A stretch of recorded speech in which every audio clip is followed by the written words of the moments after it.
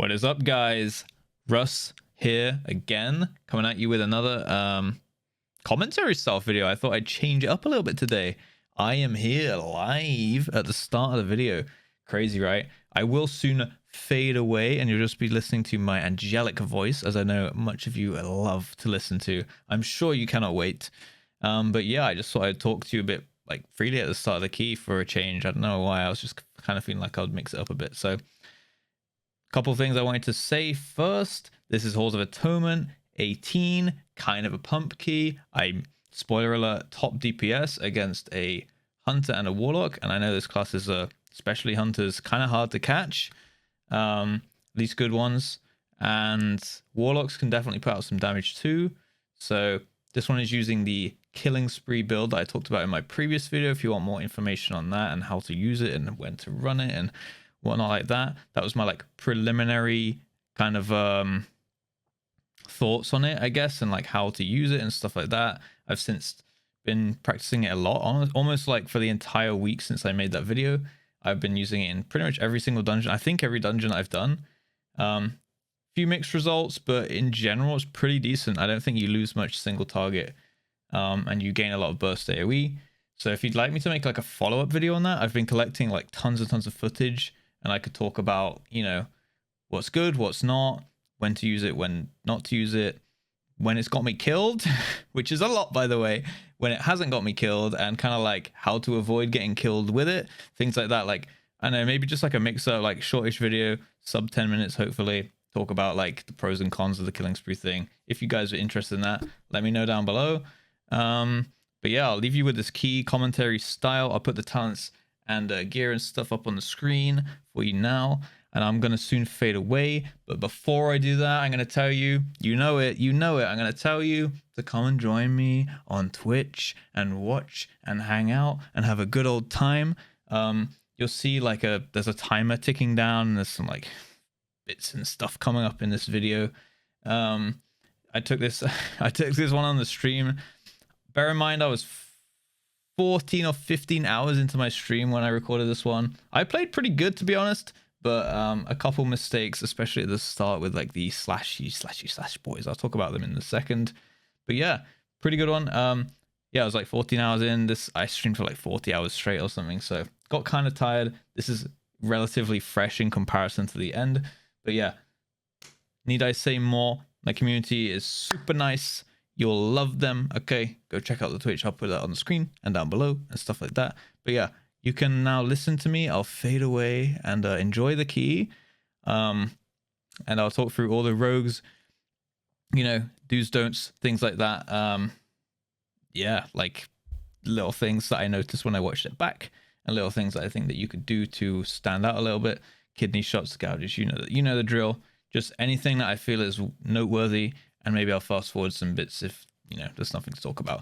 All right, so without further ado, let's get on with the key. I will now go, and I will hopefully see you when I see you. If not on Twitch, then in the next video. All right, toodaloo.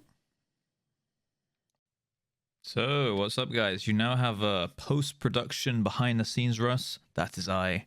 That was my my brother you just saw. So down in the bottom left corner, you have me. This one, as I said, was from stream. We're just about to go into the key now. I'll talk through all the different things.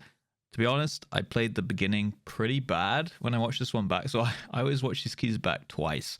So once like before I record, and then again when I'm talking over it, right? So I kind of, you know, so I have some things to talk about in my mind already. But yeah, the beginning was not so good. You know, these Dark Blade guys. Yeah, do not stand in front of those, especially on Fortified. They do the slash actually way more often than I thought, and it can really catch you out. You'll see me taking tons of damage on this pack. But this is a pretty standard pull now, especially on Fortified. You pull the right side pack Howlmaster into these Dark Blades, and then like one caster pack at the back. Make sure you have a range going to hit that interrupt on the Obliterator. And then pretty much what I do as a rogue always when there's Howlmaster in the pack. We bloodlusted here also.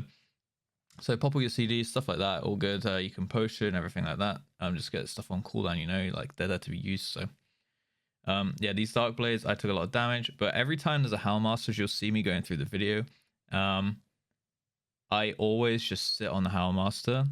Maybe I'll take a kick here and there if needed, but I'll pretty much always just be, at least, at the very, very least, having my eye on the Howlmaster, because especially when they have dogs, right? So you want to be, they do like a cone attack called Rapid Fire. It shoots out like a, it's like that multi-shot thing from Diablo 3 if you've ever played Demon Hunter on there. It's like a cone attack of arrows. They'll do that. And yeah, so you can just sidestep that one, but it's the thing called, the cast they have called Loyal Beasts, especially when they have the dog.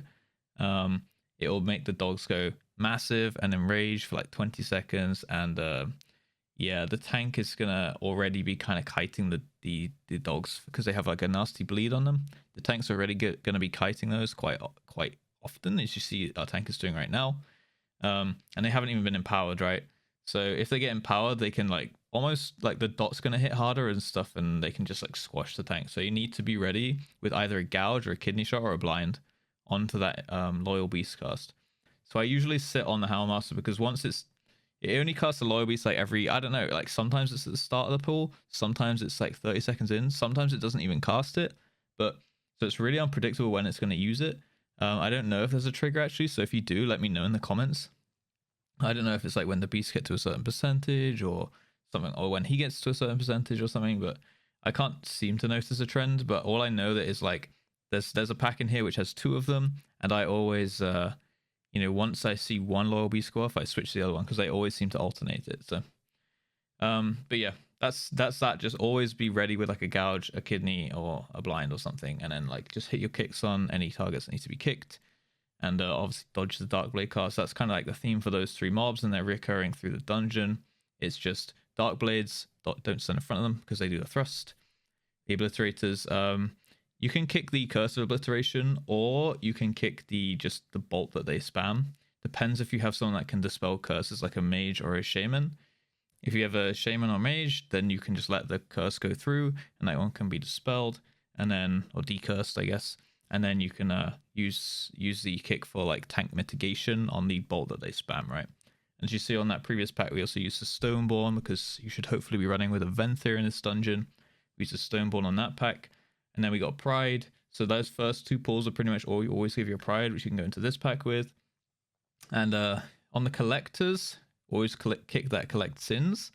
If you don't have a kick ready, like he starts doing the second cast like just before your kick comes back. So I guess the Chamois could be assigned to interrupt every single one of those. I think he would have it up for every single one. Otherwise, you can just like chuck a kidney on it or a gouge or something that will also interrupt the cast. And one thing to note for the Shard of Halkias is that you should be fainting these thrashes, as I didn't do on this one. I'm just looking at my feint and I'm like, hopefully I pressed it. I pressed it on the last tick, you know? Better late than never, as they say. So yeah, just try and feint. I think it's up for every single thrash, so you should just, if you see thrash, maybe get a weak aura. Maybe I'm gonna go get a weak aura now, but if you see thrash going off, it channels up and then it starts channeling down. Just hit feint, you know, just as it starts channeling down. Pretty much, you can even use your Crimson Vial to help your healer out. That thing really hurts, especially on Fortified, and as the keys go higher, it really scales. One thing to note is you can also outrange it. So if you happen to not be a rogue and you're watching this, or you're playing you have a ranged ult or something, you can actually completely outrange that thrash by standing max range, as you should hopefully see our Hunter and Warlock doing on this next one. You can, so if you're in dire, like if you're in really bad danger, you just go and outrange the thrash on that as well, and then obviously dodge the knock-up thing that comes through the ground. So the Obliterator Mobs you will see throughout this dungeon. So I guess the same with the Collectors, that's just interrupt the sins, otherwise it'll spawn a bunch of ads. And I know you're thinking, ads, hey? Extra ads for me to cheese. But seriously, if you do want to time the key, don't let that go off, okay? All right. So this pool, they get a little bit messy. Storming's quite annoying. Luckily, it doesn't really do much damage now. It's just kind of annoying because maybe it can displace you before, you know, something bad happens. As you can see here, I'm in a Spirit Link, but no one else stood in it, and then I died, so that was kind of bad. I should have probably just hook-shotted away or grappling hooked away and been out of range of that when I realized that my health was going down. I was actually looking at the Chamois' health, and I was trying to save the Chamois, and maybe actually I did save the Chamois there, so it's probably better but that I go down on that Thrash than the Chamois by standing in the Spirit Link Tome and essentially donating him my HP, right? But yeah, these mobs pretty simple. You know what to do on the Pridefuls now. Feint at like, I don't know, 5-ish stacks, and then Crimson Vial with another feint on like, you know, as soon as feint's back up pretty much. So I usually Crimson Vial with the second feint on the prides, unless it's going to be like a really long one, but you'd hope that a pride wouldn't take you like 30 seconds or more, so because otherwise your healer's really going to be struggling, especially when they're low mana and things, you know. And yeah, that's my killing spree going off. In general, like I'll touch on it a little bit, but I'll probably, as I said in the intro, do like a follow-up video for the killing spree guide, or like a follow-up killing spree, kind of like collecting my thoughts and whatnot. I'm using that killing spree build that I talked about in my previous video in this dungeon. As you will see, you know, as the packs start to get a little bit more like less bursty and like a bit smaller, but just like sustained, you'll see me catch up with the rest of the group. You see right now, like my top details meter is overall damage. My bottom one is current fight. So right now I'm on 6.6 and the others are on like 8, 7, like around 8-ish K, right? So I'm a bit behind right now, but I do end up catching up. In general, I pretty much am just using killing spree combo thingy. Like as soon as it's ready, I just make sure I have Blade Flurry up. I'm going to use it here, vanish, into ambush, into killing spree. That's a lot of damage. That's like a 15k burst. That's nice. And once you start getting your cooldowns back, like if you have the true bearing buff, as you see right now on the right, I have the CDR buff, or the broadsides combo points buff. Oh, I rolled a 5 buff. That's very tasty. But yeah, if you do roll those buffs, you'll see your killing spree come back really quick. And as you can see right here, I'm back on the Howlmaster plus Dogs pack. Honestly, Inspiring is kind of annoying, but luckily they usually put the Inspiring onto the Howlmaster so that you can always hit that Loyal Beast cast. And yeah, just make sure you always have your, like, there is coming, and actually killing sprees, someone else took that interrupt, I believe.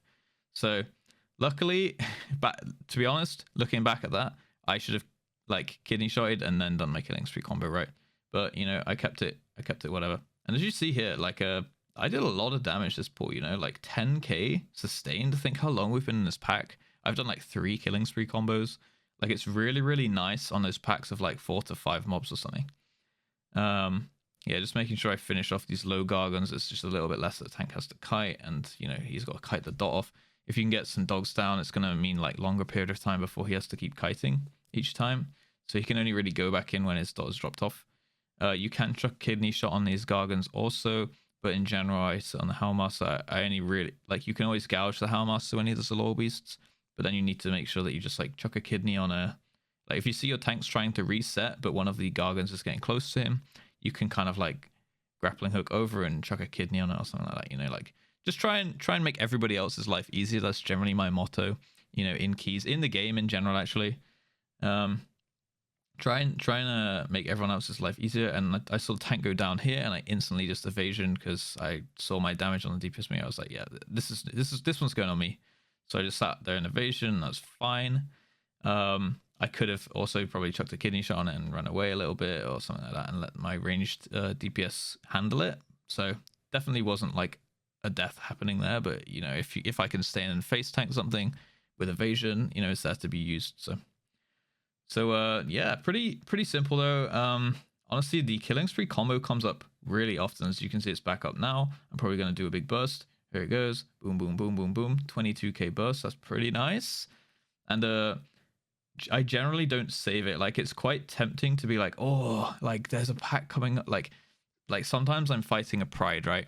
I think it might even be like I might get one back for this pride coming up.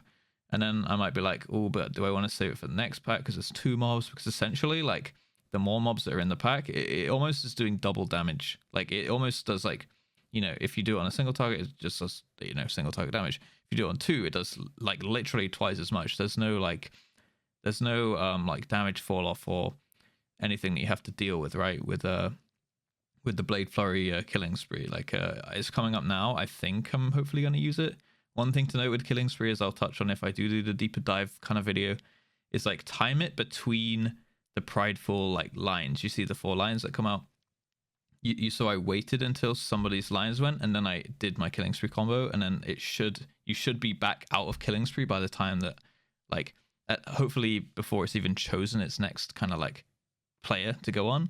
But if not, like, you'll at least be back out in time to reposition. So just never do the combo as I did at the start when I started using the build. Never do the killing spree combo when you have the lines on you. Just wait till it shoots, then do the combo like immediately afterwards, and then you should be good. But yeah, rest of this stuff pretty simple, straightforward. We're just gonna get we got our pride there, so we're using it for the Shard of Halkias. That means like the healer's gonna be absolutely fine on mana, because obviously infinite mana, which means that we don't really have to outrange, we don't really have to feint, but you might as well. It's literally just one global cooldown, especially if you're playing with a conduit, which reduces the energy costs of feint and Crimson Vial like I do. Just nice, really, always being able, or like more than likely always being able to just chuck your feint out or chuck your Crimson Vial out without like being energy starved or whatever, you know. So here we're gonna just pull this pack here with the Stoneborn. There's a nice little thing you can do on this pack. I'm gonna go back on this Houndmaster as you see, but I think I might get a couple thrusts in the face. I don't know if I die, but yeah, here's my killing spree. Boom, boom, boom. This Stoneborn mob is gonna do a lot. So I actually just didn't kidney there. Like, that was really, really bad of me. Like, you see there, I'm trying to preach. Okay, don't do what I do. Okay, you know what, guys? Just don't listen to me. No, I'm kidding. Do actually listen to me. Obviously, we all make mistakes. But yeah, the Houndmaster there, I just was sitting on him.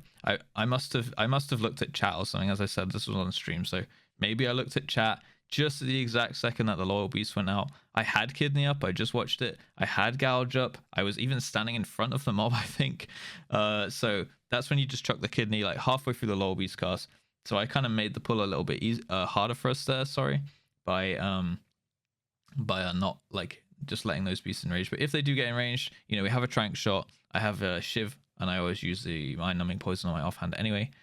And yeah, we use that Stoneborn on the previous pack, and then we pull this Stoneborn in for the boss. One thing that you can do, if it's tyrannical, is you can actually pull that pack with the boss if your tank's comfortable with it, and then you'll get the Stoneborn, just kind of cleave it all down, because this boss doesn't really do much.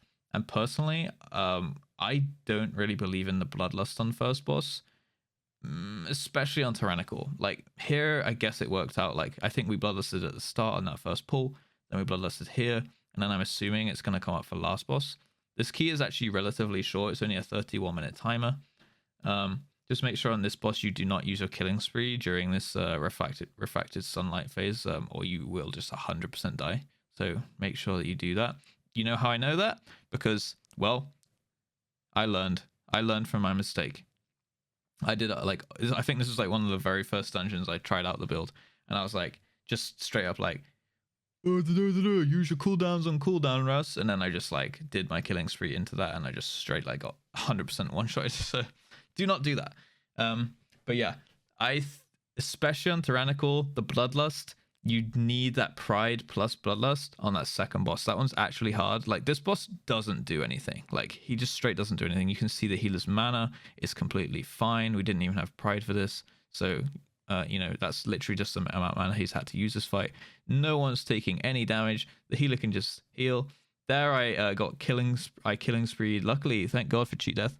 I killing spreed, and it put me in front of the boss on the tank at the exact millisecond that he did the smash. So yeah, I guess like in general, if there's one thing I have to like kind of say about killing spree, it's that you really have to think through almost every single time that you press that button, that you need to like be 100%. Like, either you take the risk and you flip a coin like I kind of did there, and luckily I had cheat death. Honestly, at the time I probably wasn't even thinking about it, but if you want to play it well, that build, you need to like be 100% sure like you know, that you're not going to be dying and stuff to those silly mistakes. Like, I could have entirely died there, and you know, maybe that would have thrown the key even if we were close on time or something like that. So what I could do to avoid it, however, would be to look at the boss timers and see when he's going to do a smash. And I know that those boss timers aren't exactly entirely correct, so you could end up sitting on killing spree. But if you want to be like 100% sure that you're not going to do that and like do a killing spree into a smash, then I'd wait for a smash, then do the killing spree, right?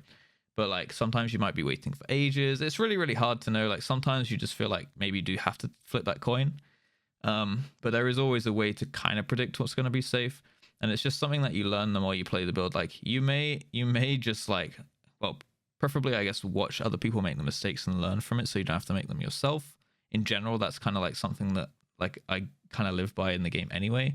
Like, I look at everyone around me, see how they fuck up, and I'm like, oh, okay, well, that guy did that. That didn't work out. So therefore, you know, I'm going to remember what he did, because everyone's laughing at that guy now, including me. And I don't want to be that guy, you know? I don't want to do the same thing that guy did. So I'm just going to remember what he did and not do it, you know? Like, same when it comes to like Mythic raiding. I'll talk about that, I'm sure, in many future videos. Kind of like my mindset. I'm gonna make like a series on like Mythic raiding and mindsets and things like that. And yeah, like I always, oh, he wanted me to shroud here. Usually you'll always shroud this part of the dungeon. You might clear a couple packs here, but you might not. But you'll pretty much always shroud this boss. Sometimes they leave it at like, you know, on Tyrannical, they leave it at like a 79%. And then they pull one of those bat guys at the bottom of the steps up to this boss room. So you get the pride in this boss room, and then you can immediately engage the boss after with pride plus bloodlust. That's kind of the tyrannical thing. So just be aware that the shroud is probably going to be used around that kind of area, give or take a couple percent and a couple packs here and there. So you can actually have the killing spree up for every single I'm pretty sure every single one of these packs of ads. I'll get back to the mindset thing in a second. You want to be making sure that there's actually a better way to do this than we did here, but you want to be making sure that when he gets to leap on you, you're standing on these like frozen in time imps, you know, so it permanently kills them off. What you can do if you do have a decursor, because it's a curse of stone that he puts on you, the clue is in the name, curse. If you have a mage or a chamois or both, so a lot of them, like the chamois healer, I'm assuming he just kind of dispelled himself so that he could sit on you know, dispel himself and carry on healing. You can pre-evasion that leap, by the way. It does a lot of damage. Like, it does a shit ton of damage, especially on Tyrannical. I should have just evasioned that. And he'll land on you and stuff, and he will still jump, but he won't do any damage. He won't do the dot on you, okay? So either you can evasion it, or if you, as I was saying, you can cloak the curse off, and then you can grappling hook as he's in the air. So he'll like choose his location as he jumps up, and then you can like grappling hook away really quick, and you will also like dodge the dot, right? So you can evasion one, you can cloak and then grappling hook away, or you can just get your chamois to dispel the person who he's leaping on, and then you know, if it's on you, for example, you can just get the chamois dispel your curse, and then you can grappling hook away and dodge it also. So there's a couple tips there for this boss. Other than that, blow up the imps, like they take priority. Especially on Tyrannical, if you can throw a kick in there somewhere just to move them into melee range so they all stack up. Obviously, that was not good by me. I got the Curse of Stone. I had already cloaked the previous one, and I didn't have it for when I needed it, which was right then. And I got a Curse of Stone inside the leap, and then I died. So you can also feint that leap too, so it'll reduce the damage as well, which I don't think I did. So maybe I could have avoided a death there. So my bad. I think like it was partially my fault, but not entirely. Like we should have killed the ads a bit quicker there. So I kind of stayed in for extra damage on the ads, and then I got Curse of Stoned. This pack really hard. I swear I'll get back to the mindset thing.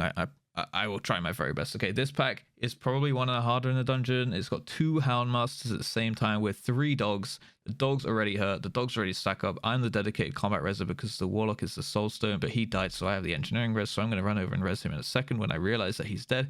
But right now I'm really just trying to like get this inspired guy down. Looking for the Warlock. I'm going to run over and get him up. And yeah, we're going to try and get this Gargon down. Personally, if I were to do this again, I think we should probably cage this dog, and imprison it, and then maybe pull it with the next pack. I'm not maybe, like, I don't know. I think that we should cage it at least until one of the Houndmasters down or something, and then pull it back in maybe. But yeah, it turns out like you can outrange the Houndmasters. Here I go. I got the kidney on that loyal beast, and now I'm going to switch to the other Houndmaster, ready for his her loyal beasts, which I'm assuming is coming pretty soon. I kind of tanked the rapid fire a little bit there, so that's my bad. But yeah, generally, there we go. I got the gouge on there. So generally, yeah, the dogs hurt. Make sure you hit the Houndmasters. Everything stacked up real nicely with the disengages. That was really nice. I didn't see that before. That was really nice of them that they both disengaged onto the pack of dogs. Thank you, Houndmasters. Thank you. But yeah, easy stuff as you've seen these mobs before. It just gets a little bit like I don't know. You have to tank a lot on that pack, and then the next pack you usually pull back into this room either with or without one of the Stoneborns, and it's a collector, an obliterator, and I'm not even sure.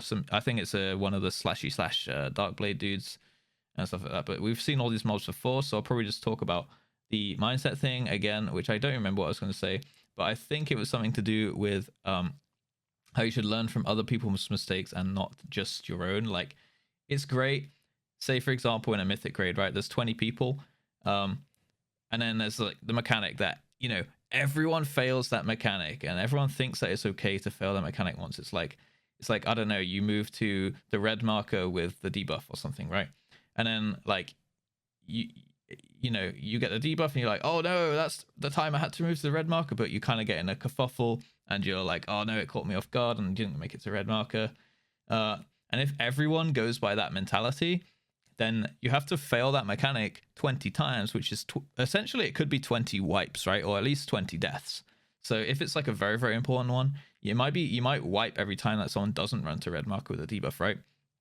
So like that's 20 wipes, but even if half the raid looks at the guy and goes, oh, he didn't run to red marker with the debuff and it wiped the raid. Okay, I'm going to put 2 and 2 together, and then I'm just going to be like, okay, well, I'm just going to make sure I'm ready, and I know, like, plan my route out, make sure I know when that thing's coming in, just in case that debuff goes on me, I need to be ready to run to red, right? And even if half the raid does that, it reduces the amount of wipes from 20 to 10 from that exact mechanic. And then in a Mythic encounter, you know, maybe there's like 3 or 4 mechanics, which could reduce, you know, the wipe count from 80 to 40, which is a lot of wipes saved and a lot of time just from kind of like using that. And it's a very simple example, but just from using that kind of mindset, switching the way that you think about things, can definitely save a lot of time. And that's something that I would preach from like the game in general. If you see someone else fuck up, remember their mistake. Don't just laugh and be like, oh no, he fucked up, I'm so mad, or like, haha, that guy fucked up, what an idiot.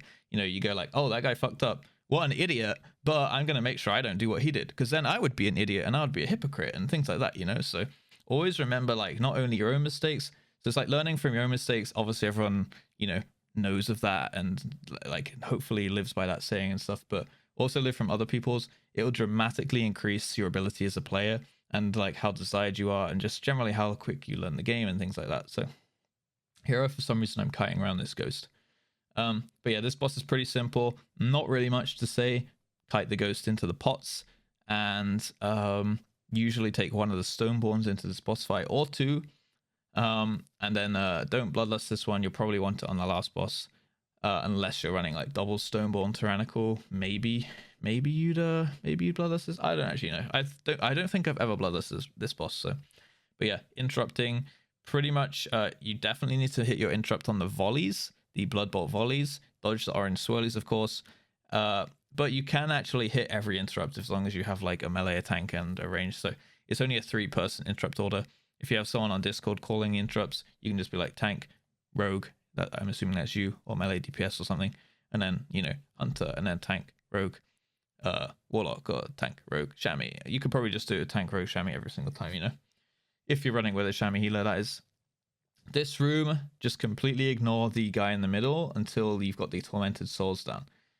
Don't worry about the like manifested souls, I think they're called. I'll check in a second when I can see one. Yeah, what they called, manifests of envy. Don't worry about those until all the tormented souls are dead. Basically, the guy in the middle is going to heal up by sucking the life out of the tormented souls. If he sucks the tormented soul, he'll heal up and they will turn into an ad which fixates you. They actually hurt quite a lot. So if you get the tormented souls down, he's going to suck less of them into extra ads. So that's like 1 less health bar you have to go through, right? And they'll heal up as well when he sucks them. So you want to basically kill all the tormented souls off. Usually what we do is split into like 4 sections. So like the tank will take the front left. I will usually take the front right. A DPS will take the back left and a DPS will take the back right, you know, so you can each like AoE a section, unless it's like a boomy and they'll just dot everything and stand in the middle and starfall, because why not, right? But yeah, once all of the tormented souls are dead, that's when you start hitting this Inquisitor Cigar guy. and you'll just cleave down the manifestations. You can put kidney shots on them, things like that. If they're fixating you, you know, try and help your healer with a crimson vial or something. You can like mitigate with the kidney shot, as they said, or you could gouge it even. You can tank it with evasion as long as you make sure they're facing it. So try and stand in a way that you're still attacking the cigar, but you can face your manifestation of envy if it's fixating you. But yeah, only start DPS on this Inquisitor cigar guy once all the yellow neutral ads, which is the tormented souls, the ghosts that just kind of stand between the pews of the church. Make sure those are all dead, and then just hit the cigar guy, interrupt some of his volleys or like a bolt so that it can just help your tank out, and just cleave down the manifestations. And then, as you see, we've got 4 minutes left. Last Pride, we should be good. You know, I probably wouldn't be uploading it if it was a deplete, so you know now that we did it, okay? But yeah, Last Pride into Bloodlust, especially on non-tyrannical, this boss will absolutely melt. There's a couple things that I'll talk about in the boss fight as well, so I'll probably just skip forward through this Pride. Yeah, as I said, just make sure that you don't like fuck people over with your killing sprees, basically, as you might see me do here and there. So into the boss now. Not too much to say about this one, to be honest. I've actually never seen it myself, but he does two of the, I think it's called Ritual of Woe, when he puts the 4 statues in the middle and he puts the beams between them. Just watch out these statues that he throws, by the way. They always, he does a beam to them. Watch out for that frontal also that's coming up now, the Unleashed Madness. He picks up one statue, right? And it goes red, and then it turns somewhere, and then he'll throw it, but it doesn't always go exactly where it's facing. Like it goes like slightly to the left of the way it's facing, I think, or slightly to the right. I think it's to the left. But yeah, just make sure that you give it a bit of space and then some, you know, like you don't want to get hit by those, especially on tyrannical. And then when this Ritual of Woe comes out, when he does the beams into the 4 statues, I make sure that, so it's Door of Shadows into Telekinetic Onslaught. Always just make sure you move away from the boss at that point. You're Outlaw anyway, so you can just move like a little bit away. On the first and second, try and take the same statue both times, so it's less confusing for your team. And you can also Cloak of Shadows one of them. As you can see, I Cloak of Shadow this one with the Spirit Link, so basically I'm just donating more of my HP into the pool. You can soak 2 lines if you stand like inside the boss's hitbox, like between 2 statues. But Cloak is not as long as the cast, so you can't cloak the entire cast, and you will take a shit ton of damage. So you might have to, like, I think you need sort of like people backing up. So you can like stand inside his hitbox, you can cloak the 2 beams until Cloak runs out, and then you need to like back off to 1, but make sure that you have someone covering, because if the beam actually hits the statue, it's going to do raid-wide damage or party-wide damage, and it's going to really, really hurt. But yeah, it's kind of like a frontal to dodge. This one, Unleashed Suffering, not Madness. And then it's a Door of Shadows. Or he'll basically do 2 Doors of Shadows, which like uses up all the healing cooldowns and personals and defensives and stuff. And then he'll basically do another Door of Shadows, and then after that he won't do it for ages. I've heard that he starts doing it again after a while, like if the boss takes too long, like 2-3 minutes or something, he'll start doing Door of Shadows again. I assume it's to line up with healing cooldowns and things. But he generally he'll do 2, and then then he's like tank and spank. So if you get through those 2 Door of Shadows, the Ritual of Woe, yeah, just try and, I don't know if Feint actually works, but help with Crimson Vial. You can cloak one of them. You might get like asked to double soak, but honestly it's kind of risky. So unless you're pushing like really, really, really high keys, you probably won't need to like double soak with cloak. So just stick to like, you know, healing yourself on the first one with the Crimson Vial. Maybe you pop a health stone or a potion or something if you need to, and then cloak the second one. Pretty much that's generally what I do. Or if you do what I did here and cloak with the Spirit Link, then you know, you won't be taking damage, so that's more health that will go into the Spirit Link pool for other people, so it'll just make everyone else's life a bit easier. Kind of similar to how in Sanguine Depths you can Cloak of Shadows the 3rd boss, you know, so that everyone else has more orbs. So it's like it makes it just easier on the party with the cloak. It's like one of those nice things that you can do as a rogue, and everyone will love you for it. So yeah, as you can see, I topped the key. You might have saw me talking about my tight little asshole in pie chat. Well, Yeah, the Warlock, basically we did a mist just before. This is like a random pug that I joined. We did like a mist 17, and then he was like, oh my god, there's 50 gifted subs that came through on stream. That is absolutely mental. Yeah, he was like, oh yeah, you beat me on this one, haha, but like I will you know, your tight little asshole will not make it in the 18 holes, and then I did it and then I won anyway, so I kind of gave him some back chat. Jesus, I can't believe I just put that into a YouTube video. Anyway, guys, I will let you guys go. I don't think there's anything else for me to talk about. Pretty straightforward key. This one is like deceptive in my opinion. Halls of Atonement sounds really easy all the time, but I feel like pretty much it's very linear from the second boss onwards. So you need to have like a good time to the second boss and make sure those like 2 packs between second and third boss go okay. And if you get that down, pretty much be fine. So like most of the stress and timing things is on the, you know, first like the first part of the dungeon. And yeah, like just all those trash packs. So try and execute the first half of the dungeon all the way up to first boss pretty much like very, very well, and then a little bit after first boss, and you should be good. Just bear in mind with the killing sprees, and just be the guy that hits us in Hellmaster if you're assigned to, or assign someone else to just take that loyal beast cast. It'll make everyone else's life easier. But yeah, use your CCs in this one, use your interrupts, and just watch out for like the frontals on those dark blades. They might catch you off guard, and on Fortified they really, really hurt. But yeah, pretty straightforward key, guys. Thank you for watching. As I mentioned at the start of the video, let me know down below if you do want me to do like a follow-up killing spree video.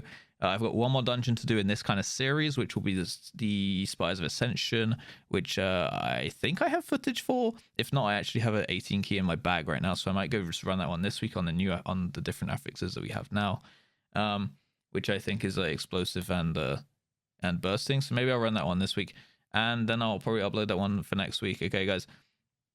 Yeah, thank you guys for watching. Put that down below, like the video if you did. All right. And subscribe if you want to see more stuff. I'll put the clickety button on the screen and down below. Okay, you can hit that bell, and yeah, as I said at the start, check out the twitch.tv/JustRuss. I'll hopefully see you guys on there. And yeah, until next time, guys, as always, peace.